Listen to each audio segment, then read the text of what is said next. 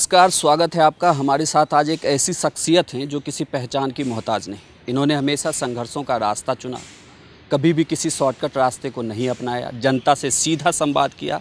साफगोई पसंद नेता प्रहलाद सिंह पटेल हमारे साथ हैं, जो अटल जी की सरकार में मंत्री भी रह चुके हैं और अभी दामोह से सांसद हैं। प्रहलाद जी, आप मध्य प्रदेश से आते हैं और मध्य प्रदेश का नाम लेते ही फ़िलहाल सबसे बड़ी जो समस्या निकल के सामने आती है वो है किसानों की। आपको क्या लगता है कि शिवराज सिंह चौहान से कहीं चूक हो गई है? नहीं, मुझे लगता है कि अगर हम पूरे कालखंड को भारतीय जनता पार्टी की राज्य की सरकार को देखें तो किसान के बारे में जो नीतियां बनी, वो जो क्रियान्वयन हुआ, उसमें कोई कमी नहीं है। अधिक उत्पादन के बाद में जो मूल्य हैं वो क्रैक हुए हैं, ये बात सही है, जो इस दौर की समस्या थी। तो जब कभी उत्पादन बढ़ता है तो भंडारण और खासकर मार्केटिंग के सिस्टम में गड़बड़ी आई है, ये एक बड़ा कारण है। तो इसको सरकार स्वीकार करती है, इसमें तो कोई दो मत नहीं है। जैसे अभी हम जब बात कर रहे थे, जब मोदी की सरकार आई थी और शिवराज सिंह चौहान की भी, तो ये कह रहे थे कि बिचौलियों का सिस्टम खत्म करेंगे। लेकिन जब ये किसानों की समस्या सामने आई तो इसमें बिचौलिए भी सामने आए। किसानों ने हमेशा आरोप लगाया कि बिचौलियों की वजह से सरकार का सीधा लाभ उन तक नहीं पहुँचा है। देखिए, एक बात है, इस पर बड़ी बहस हो सकती है, पर मैं मानता हूँ कि हर कोई जनप्रतिनिधि बहुत साहस के साथ बोलता नहीं है। अगर बिचौलिया कहीं लाभ उठाता है तो उसमें कहीं ना कहीं किसान भागीदार होता है। अगर किसान अपनी बही ना दे तो बिचौलिया कभी खरीद बिक्री नहीं कर सकता। तो मुझे लगता है कि जब कभी कोई समस्या आती है तो फिर उसका समाधान ढूंढा जाता है। ऑनलाइन जहाँ पर गेहूँ बिकता है उसमें कोई प्रॉब्लम नहीं है। जो जीन्स ऑनलाइन नहीं थी उसमें ये गड़बड़ हुई है। अगली बार से उन्होंने अभी पिछली कैबिनेट में उन्होंने घोषणा कर दी है कि सारी जीन्स को हम ऑनलाइन करेंगे और आपको जाकर रजिस्ट्रेशन कराना पड़ेगा। मुझे लगता है कि उसके बाद ये समस्या खत्म हो जाएगी। तो दोनों पक्षों को विचार करना पड़ेगा। किसान अगर पीड़ित है तो उसमें हिस्सेदार किसान भी है, ये उसको नहीं भूलना चाहिए। लेकिन जब ये बात हो रही थी, जब रोपाई का ही मौसम था, तो उस वक्त ये अंदाज़ा लगाया जा रहा था, जब लोकसभा में भी ये बात कही गई थी कि इस बार उम्मीद कर रहे हैं कि अच्छा मानसून होगा तो फसल अच्छी होगी। तो भंडारण को लेकर उस वक्त व्यवस्था क्यों नहीं की? ये भंडारण की समस्या नहीं है, ये मार्केटिंग की समस्या है। मैंने कहा है कि भंडारण और मार्केटिंग दोनों के बारे में पुनर्विचार करना पड़ेगा, बड़ी योजना बनानी पड़ेगी। पर जिस समस्या पर आप बात कर रहे हैं ये मार्केटिंग की समस्या है और रजिस्ट्रेशन के बाद में ये समस्या बिल्कुल मान के चलिए कि लगभग समाप्त हो जाएगी। तो आपको लग रहा है कि अब इस समस्या से निदान पा लिया जाएगा? हाँ, मुझे कोई आश्चर्य नहीं है। जैसे आप काफ़ी साफगोई पसंद नेता हैं, आप ट्विटर पे भी काफ़ी उपलब्ध हैं, ट्वीट करते रहते हैं। आपके एक ट्वीट ने काफ़ी खलबली मचाई थी। आपने कहा था कि मैं भी किसान का बच्चा हूँ, किसान का लाभ तो पहुँचा नहीं। तो उस वक्त तो शिवराज सिंह चौहान लगातार विरोध झेल रहे थे। लेकिन नहीं, ट्वीट का उससे कोई रिलीवेंसी नहीं ढूंढनी चाहिए, लेकिन जो सच्चाई है उसको आप मुँह नहीं मोड़ सकते हैं। तो ट्वीट पर बहस नहीं हो सकती है। ट्वीट हमारी जो अपनी राय है, जो उसमें परिस्थितियाँ लगती है, वो आदमी करता है, करना भी चाहिए। एक किसान होने के नाते जब आप अनुभव करते हैं तो वो ध्यान में आना चाहिए, पर उस पर बहस नहीं हो सकती। लेकिन विपक्ष ने तो कहा था कि जब सरकार के ही जो नेता हैं वो खुद कह रहे हैं तो फिर सरकार क्यों नहीं मान लेती कि उनसे भूल हो गई? मुझे लगता है कि विपक्ष के बाद तो कुछ है नहीं, तो कंधे तलाशने का काम वो बंद करें। मुझे लगता है कि उनमें से कोई किसान तो है नहीं। ये भी साबित हो गया कि कांग्रेस के पास कोई किसान नेता नहीं है, तो इसलिए प्रहलाद पटेल करने तलाशने की ज़रूरत नहीं है। मणिपुर जैसे राज्य में आपको कमान दी गई और आप वहाँ सरकार बना के आ गए, कैसा अनुभव रहा पूरा मणिपुर में? देखिए, इसमें जादूगिरी कुछ नहीं होती है। भारतीय जनता पार्टी का, और वो भी मध्य प्रदेश का कार्यकर्ता, वो परिश्रम पर विश्वास करता है। अगर आप संगठनात्मक ढांचे को खड़ा करेंगे, विचारधारा को साथ में लेंगे, विकास के बारे में ईमानदारी से सोचेंगे और जो गलतियाँ वहाँ पर रही हैं उनको मुद्दे बनाएंगे, तो निश्चित रूप से परिणाम आने वाले हैं, चाहे मणिपुर हो या कहीं और हो। आप देखना कि दक्षिण भारत के जिन राज्यों में जहाँ पर हमारी हालत बहुत अच्छी नहीं है, इन्हीं थ्योरी के जिन विषयों को मैं रख रहा हूँ, इसी आधार पर हम वहाँ भी सफलता प्राप्त करेंगे। मूल बात होती है कि आप कितनी ईमानदारी के साथ में देखते हैं। अगर मैं बालाघाट का सांसद नहीं रहता तो मणिपुर में सफल नहीं होता, क्योंकि इंसर्जेंसी में काम करते समय आपको खतरे तो उठाने पड़ते हैं और इसलिए कुछ चीज़ें ऐसी होती हैं जिनके बारे में आपको बहुत पारदर्शी ढंग से विचार करना चाहिए, लेकिन कोऑर्डिनेट तरीके से आगे बढ़ना चाहिए। मणिपुर की सफलता भारतीय जनता पार्टी की सफलता है, मोदी जी के लीडरशिप की सफलता है, विकास के प्रति लोगों का जो विश्वास बढ़ा है वो सफलता उसका परिणाम है। क्या माना जाए, जैसे आपने मणिपुर के बारे में बताया, तो आगे भी उन राज्यों की कमान आपको दी जाएगी जिन राज्यों में बीजेपी को कमल खिलाना हो, जहाँ मुश्किलें हैं? देखिए, भारत की बात करें या फिर पूर्वोत्तर के राज्यों की भी बात करें। जब मणिपुर मुझे दिया गया था तो मुझसे नहीं पूछा गया था और न मुझे पता था। उस दिन मैं विशाखापट्टनम में था। पार्टी, भारतीय जनता पार्टी के फैसले करने का अपना तरीका, उसके काम करने का बिल्कुल तरीका शुद्ध हर व्यक्ति कार्यकर्ता है। पार्टी का प्रेसिडेंट और पार्टी के जो संगठन में जुड़े हुए लोग हैं वो तय करते हैं कि भाई आपके पास ये जिम्मेदारी होगी और आपका काम है उस जिम्मेदारी को पूरा करना। पार्टी अगर आप पे विश्वास करती है तो जो जिम्मेदारी आपको दे उसे करना चाहिए, इससे ज़्यादा सोचने का काम नहीं है। अगर मैं आपका पर्सनल अनुभव पूछूं तो पहली बार जब आप मणिपुर गए होंगे तो एक हिंदी बेल्ट का नेता जब उधर जाता है और कमान हाथ में लेता है तो संगठनात्मक तौर पे किस तरीके की मुश्किलें आप फेस कर रहे थे? जिस दिन मैं पहली बार गया था वहाँ कर्फ्यू था 3 दिन का। हमारी लोकल लीडरशिप भी नहीं चाहती थी कि मैं वहाँ पर जाऊँ, पर मैं हटी आदमी हूँ। मैं मानता हूँ कि कोई चीज़ अगर तय होती है, मेरे गुरुदेव परम पूज्य शिवाश्री कहते हैं कि संकल्प में विकल्प नहीं होता, और संकल्प में विकल्प खोजने पर महानतम कार्य रुक जाते हैं। तो मैंने उनसे कहा कि आप भी एयरपोर्ट से घर जाएंगे, उसी गाड़ी में मैं चला जाऊंगा, होटल में पड़ा रहूँगा, लेकिन मैं इम्फाल जाऊंगा। और उस दिन 3 दिन का कर्फ्यू था, लेकिन मैं वहाँ पर रहा और मैं बाकायदा रास्ते में गया। क्यों नहीं बात होनी चाहिए इनसे? तो वहाँ पर लोकल लीडर तब तक आंदोलनकारियों से बात नहीं करता था, और मेरा मानना था कि जब तक आप सिविल सोसाइटी हो या बाकी कोई दूसरे ग्रुप्स हों, अगर वो आंदोलन कर रहे हैं तो उनके आशय को तो समझना चाहिए ना। वो कोई पॉलिटिकल पार्टी अगर उसमें संवाद नहीं बना सकती तो वो पॉलिटिकल पार्टी हो नहीं सकती। ये शुरुआत थी। तो मुझे लगता है कि, और वैली का आदमी पहाड़ पर नहीं जाता था, लेकिन हमने सारे जिलों में अभ्यास वर्ग किए और अपने काडर को खड़ा किया। तो ये रिस्क थी, इसलिए मैंने आपसे कहा ना कि बालाघाट का सांसद होना और मध्य प्रदेश भारतीय जनता पार्टी का कार्यकर्ता होना, दोनों के अनुभव का परिणाम है मणिपुर में अपने काम को जमाने में कोशिश करना। प्रहलाद जी, मैं आपको ऐसे भी पर्सनली तौर पे धन्यवाद देना चाहता था। मैं उन नेताओं से ज़रूर मिलना चाहता था कि जिनको मैं कह सकूं कि आपने पत्रकारों को लेकर लोकसभा में सवाल उठाया, बात की। तो जब आपने पहली बार सवाल उठाया तो क्या किसी नेता की तरफ से प्रतिक्रिया नहीं आई, जो क्योंकि सरकार भी आपकी थी? नहीं, जब as a member of parliament अब आप काम करते हैं तो आपकी पूरी आज़ादी है, आप किसी को कटघरे में खड़ा नहीं करते हैं। शुरुआती दौर में जब मैं बालाघाट का सांसद था, वो समय रहा होगा लगभग 1999 का, तो उसी समय केबल का काम शुरू हुआ था। उस समय चैनल केबल वाले से फीस वसूलते थे, बाद में अब उल्टा हो गया है, अब केबल वाले चैनल वालों से कैरियर फीस वसूलते हैं। तब उस समय सुषमा जी मिनिस्टर थी, तब मैंने उठाया, पहला मौका वो था मेरा। तो मेरा मानना था कि उस समय देश में कोई भी इलेक्ट्रॉनिक मीडिया का चैनल ऐसा नहीं था जो हिंदुस्तान से रजिस्टर हो, सबके पंजीयन देश से बाहर से थे, तो रेवेन्यू भी वहाँ जाता था। दिक्कत क्या है कि उसमें अकाउंटेबिलिटी नहीं है। दूसरा इशू आया जब कैमरामैन्स की प्रॉब्लम्स आई, वो तो पत्रकार है नहीं, कोई भी उनको रिकग्निशन देता नहीं है, और बाद में सबसे ज़्यादा अगर नुकसान कोई उठाता है तो वो उठाते हैं, कैमरा टूट जाए, मारपीट हो जाए, घायल हो जाए, मर जाए, लेकिन उसके बावजूद भी उसका जो कंपनसेशन है वो एडमिनिस्ट्रेशन से मिल जाए गलत तरीके से, या नेता दे दे या कोई और कर दे कंपनसेशन, तो बात अलग है। कोई उसका रूल ऑफ लॉ नहीं है, कानून नहीं है। मुझे लगता है कि ये इशू मैंने उठाया। तीसरा है जब सहारा के बाहर कुछ कर्मचारियों को निकाल दिया, तब मैंने ये बात तीसरी बार पार्लियामेंट में उठाई थी कि आखिरकार आप दुनिया भर से तो सिक्योरिटी लेते हो, इलेक्ट्रॉनिक मीडिया का चैनल का जो मालिक है वो उसको सिक्योरिटी क्यों नहीं देनी चाहिए? वो उसके जो एम्प्लॉई हैं उनकी भी तो अपने सोशल सिक्योरिटी की गारंटी होनी चाहिए ना। तो चूंकि मैं मजदूरों के बीच में काम करता था, तब मैंने कहा था पत्रकारों से कि आप सोशल सिक्योरिटी के लिए अपना एक फेडरेशन बनाइए। आप बुद्धि श्रम करने वाले मजदूर कहना ठीक नहीं है, लेकिन बौद्धिक श्रम करने वाला ऑर्गेनाइजेशन है। लेकिन सोशल सिक्योरिटी अनऑर्गेनाइज तरीके से, जैसे अनऑर्गेनाइज सेक्टर में मजदूर है, ठीक वैसे स्थिति आज जर्नलिस्ट की है, जो सीधे परमानेंट एम्प्लॉय नहीं है। बाकी की स्थिति लगभग वही है, कब उसको बाहर कर दिया जाएगा। इस इशू को ज़रूर मैंने उठाया था। तो चूँकि मैं अनऑर्गेनाइज सेक्टर में काम कर रहा था, तो मुझे लगा कि एक इतना बड़ा वर्ग जो बुद्धिजीवी है वो अपने दबाव के कारण, प्रभाव के कारण ब्यूरोक्रेट पर दबाव बना देगा, उसको कंपनसेशन मिल जाएगा, नेता उसको मदद कर देंगे, लेकिन नियम के तहत उसको कुछ नहीं मिल सकता। ये चीज़ें मुझे खलती थी, इसलिए मैंने उसको उठाया। तो इसमें किसी नेता को आपत्ति होनी नहीं चाहिए। तो क्या इस बात को लेके कभी मंत्री से बात हुई कि उन्होंने आपको कहा हो पर्सनली?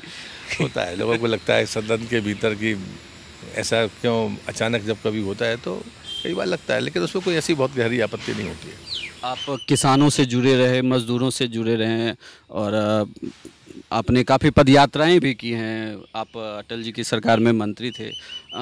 बीजेपी की नीति साफ रही कि आप वो राष्ट्रवाद की नीति पर चलती रही। अटल जी के समय पर गठबंधन की थोड़ी परेशानी थी, लेकिन अभी आप संपूर्ण बहुमत में, पूर्ण बहुमत में हैं। क्या फ़र्क महसूस कर रहे हैं सरकार जो अभी चल रही है, या आप अपने में कैसे इसको फील कर रहे हैं? मुझे लगता है कि दो महान लोग हैं इस देश के, इनकी तुलना नहीं होनी चाहिए क्योंकि परिस्थितियाँ बिल्कुल भिन्न हैं। लेकिन कुछ समानताएं हैं जिसको जरूर ध्यान में रखना चाहिए। उदाहरण के लिए अटल जी ने प्रधानमंत्री सड़क योजना इस देश को दी। लोग गांव की और गरीब की बात हमेशा करते थे, लेकिन करना क्या चाहिए ये किसी को समझ में नहीं आता था। अगर अटल बिहारी वाजपेयी प्रधानमंत्री नहीं होते तो आज गांव सड़कों से नहीं जुड़ते, ये पक्का है। दूसरा, ठीक अगर उसी परिप्रेक्ष्य में देखें तो कभी कोई कल्पना नहीं कर सकता था देश का कोई प्रधानमंत्री कि इतनी रिस्क लेगा कि 2022 तक हिंदुस्तान में एक भी आदमी ऐसा नहीं होना चाहिए जो कहे मेरे पास अपना मकान नहीं है। अब उसमें जो कॉम्प्लिकेशन है कि आप डिसाइड कैसे करोगे मकान किस है या नहीं, तो 2011 के इकोनॉमिक सर्वे को आधार बनाया, जिसको मैं और मेरी सरकार मानती है कि पूरी तरह से ठीक नहीं है। उसमें नाम उनके भी हैं जिनके पास मकान है, दुकान है, वाहन है, तो वो तो उसके लिए तो क्लॉज निकाल दिया। लेकिन अभी लाखों लोग छूट गए हैं जिनके पास मकान नहीं है लेकिन उनका इकोनॉमिक सर्वे में नाम नहीं है। हर सर्वे 10 साल के लिए होता है भारत सरकार का। ये पहले प्रधानमंत्री जिसने कहा कि 2018 में हम सर्वे कराएंगे, हम 10 साल का इंतजार नहीं करेंगे। फिर उसका लास्ट सर्वे 2020 में कराएंगे। जिनका सर्वे 2018 में करेंगे तो वो 19-20 में मकान पा जाएंगे। आखिरी सर्वे 2020 में करेंगे और हम अपने लक्ष्य को 22 तक प्राप्त करेंगे। फिर दूसरा है कि 2022 तक हर परिवार को पीने का पानी पाइप वाटर से जाए। ये जो टाइम बाउंड प्रोग्राम है और जो किसी से जुड़े नहीं है। अब इसमें जो सबसे अहम बात है, चाहे वो प्रधानमंत्री सड़क योजना हो, चाहे प्रधानमंत्री आवास योजना हो, चाहे प्रधानमंत्री सिंचाई योजना हो, इसमें जाति कहीं नहीं है, इसमें पार्टी कहीं नहीं है, इसमें धर्म कहीं नहीं है। तो मुझे लगता है कि काम करने के इस तरीके पर बहस होनी चाहिए। इसको छोड़कर बाकी सब बहस होती है। तो मैं कहता हूँ कि एक रूपता है। अब जैसे उज्ज्वला है कि भाई 3 साल में 5 करोड़ लोगों को मुफ्त में गैस कनेक्शन देना है। कल तक 2.5 करोड़ हो गए और अभी 1.25 साल ही हुआ है, 1.5 साल भी नहीं हुआ। उज्ज्वला योजना जैसी पहले पैसे देने पर गैस नहीं मिलती थी। मैं 89 में सांसद बना हूँ। अच्छे अच्छे नेता, अच्छे अच्छे अधिकारी कूपन के लिए तरसते थे। वो कूपन का प्रिविलेज इतना था कि पैसा पूरा लगेगा, 2 साल बाद नहीं मिलेगा, 7 दिन में मिल जाएगा, इतना ही फर्क था। आज कोई कल्पना कर सकता है कि कोई बड़ा प्लांट नहीं बना है, कोई उत्पादन नहीं बढ़ा और मुफ्त में गैस कनेक्शन मिल सकता है। 1.5 करोड़ आदमी अपनी सब्सिडी गिव अप कर सकता है। ये परिवर्तन है जिस पर फोकस होना चाहिए। प्रहलाद जी, चाइना की समस्या लगातार वहाँ पर बात की जा रही है और कल कश्मीर के मुद्दे पर भी ये बोला गया कि उसमें भी चाइना का हाथ है। तो मोदी सरकार इसको कैसे हैंडल करेगी? मोदी सरकार ने जैसे हैंडल किया उसको सल्यूट करना चाहिए और मैं प्रतिपक्ष को भी बधाई दूंगा कि सारा प्रतिपक्ष इस मामले में मोदी जी के साथ है, सरकार के साथ है। लेकिन चीन के बारे में मैं चूँकि मणिपुर में का इंचार्ज रहा हूँ, नॉर्थ ईस्ट में हमको अस्थिर करने की कोशिश करने वाला चीन ही है। चाहे वो म्यांमार के थ्रू जाए, चाहे वो अरुणाचल के थ्रू जाए, चाहे वो सिक्किम के थ्रू जाए। पाकिस्तान से जब से उसने टाई अप किया है, ये पिछली सरकारों के समय से उसने कॉरिडोर बनाने की कोशिश की है। वो हमारे नेक एरिया पर हमेशा से उसकी फोकस रही है। वो चाहता है ये बात, लेकिन जिस ढंग से पहली बार सरकार ने तैयारी की है, अरुणाचल के हमारे सारे एयरवेज शुरुआती दौर में ठीक हो गए। एक चीज़ देश को नहीं पता, जब ये सरकार बनी थी मोदी जी की, पहले ही सत्र में सेना को अधिकार था कि वो 10 किलोमीटर तक रोड टनल बनाने के लिए उसको दिल्ली नहीं आना पड़ेगा। इसकी चर्चा कभी नहीं होती। ऐसा नहीं है, हाँ कर सकते हैं और हमें करना होगा। और इसलिए मुझे लगता है कि चीन को पहली बार मुंहतोड़ जवाब मिला है और दुनिया आपके साथ खड़ी है। चाहे छोटे देश हो, वियतनाम हो, ताइवान हो या छोटा सा भूटान हो, बहादुरी के साथ आपके साथ में खड़ा है पूरी तरह से। ये आपकी बड़ी रणनीतिक जीत है। फिर बड़े जितने भी ताकतवर देश हैं, रूस हो, अमेरिका हो, जर्मनी हो, ओपन अगर वो कहते हैं कि नहीं हम आपके साथ, जापान है, और इतना बहस करके तो ये साबित कर दिया कि नहीं हम चाइना को जवाब देने के लिए तैयार हैं। ये चाइनीज़ को पहले कभी इसके पहले ऐसा अवसर नहीं आया। बॉर्डर पर सेना ने जिस प्रकार से उनको ढकेल कर वो किया, उन्हें युद्ध की धमकी भी दे दी, तब भी सरकार ने अपना स्टैंड स्पष्ट रखा कि ठीक है हमारी परिस्थिति के लिए तैयार हैं। तो ऐसा नहीं है कि सब कहने में तैयार हैं, हम सामरिक दृष्टि से भी तैयार हैं। वास्तव में चाइनीज़ को जो नुकसान हुआ है जीएसटी और नोटबंदी के बाद, अब ये तय हो जाएगा कि चाइनीज़ माल सब नंबर 1 में ही आ सकता है और नॉर्थ ईस्ट उसका सबसे बड़ा एंट्रेंस गेट है। और इसलिए मुझे लगता है कि इन सब पर विचार करना चाहिए। जो चीज़ आपने पूछी नहीं, अभी एक सुप्रीम कोर्ट ने एक फैसला किया है कि वो एनकाउंटर को लेकर सीबीआई जांच की बात की है। मैंने एक ट्वीट किया है।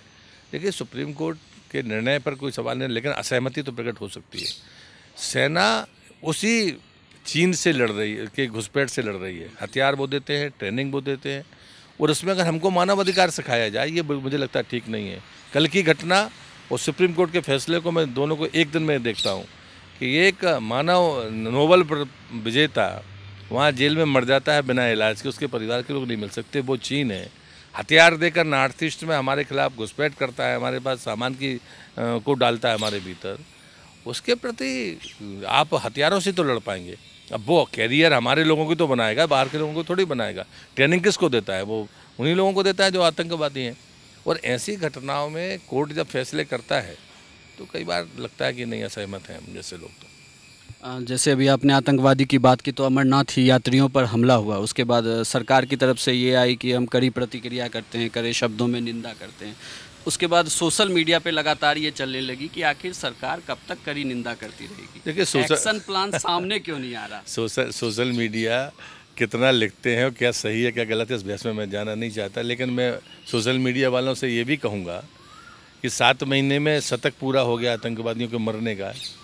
ये क्या कार्रवाई, ये नारे हैं, ये आश्वासन नहीं है।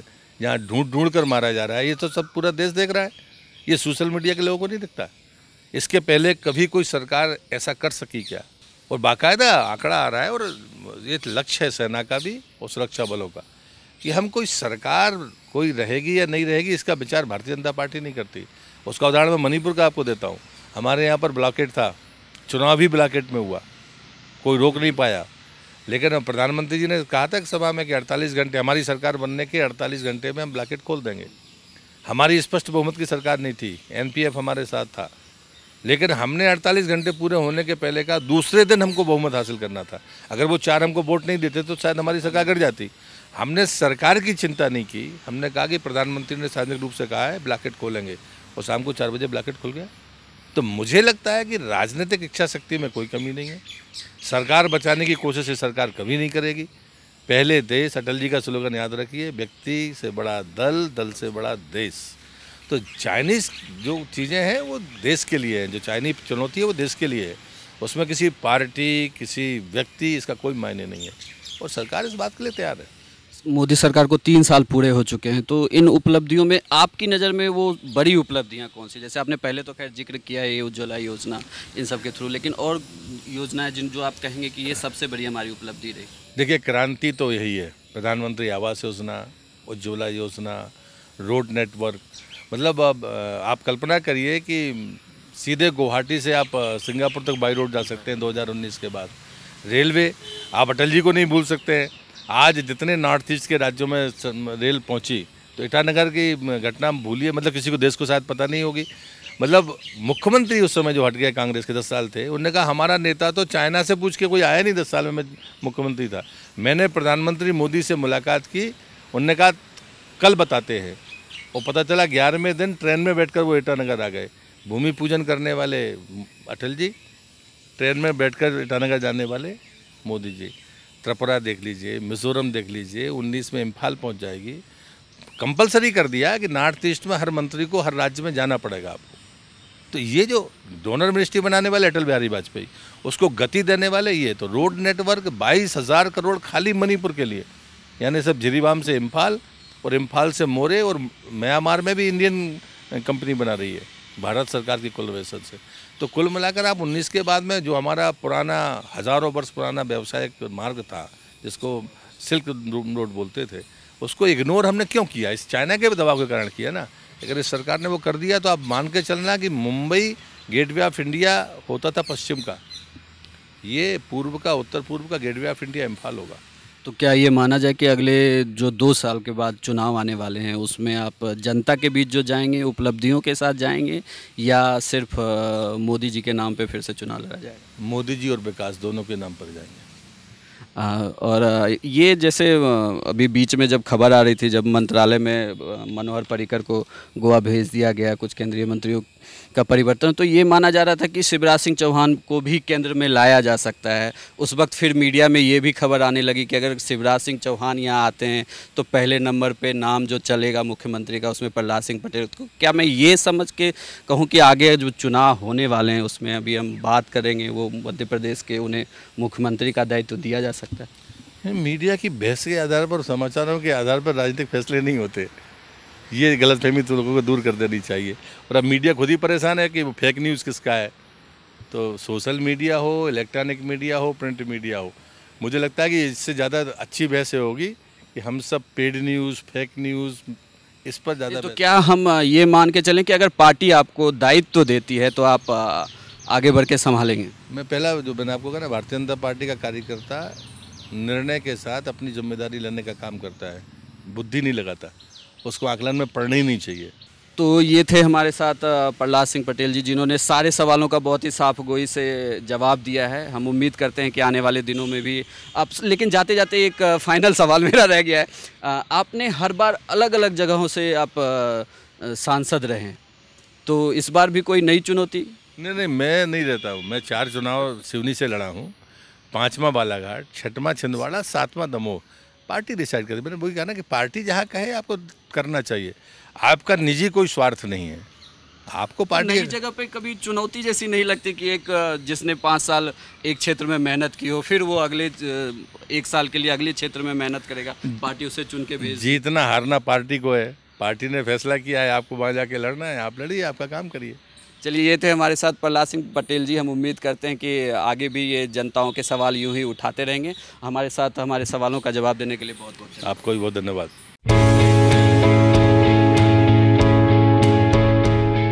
NMF न्यूज़ अच्छा काम कर रहा है।